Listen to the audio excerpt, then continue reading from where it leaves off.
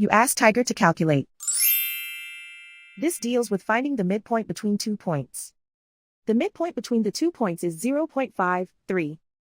Let's solve it step by step. Plot the 2 points and calculate the midpoint using the formula. The coordinates of point 1 are x1 equals -2, y1 equals 5. The coordinates of point 2 are x2 equals 3, y2 equals 1. PM represents the midpoint of the 2 points.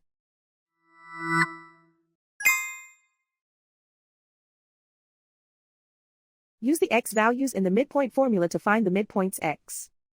x1 equals -2.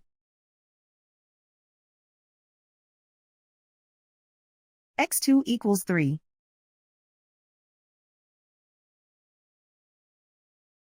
Simplify the arithmetic.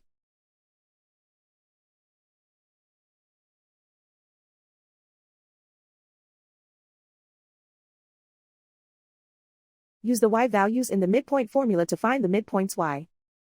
y1 equals 5.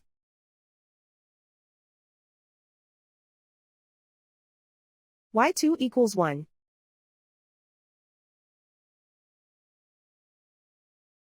Simplify the arithmetic.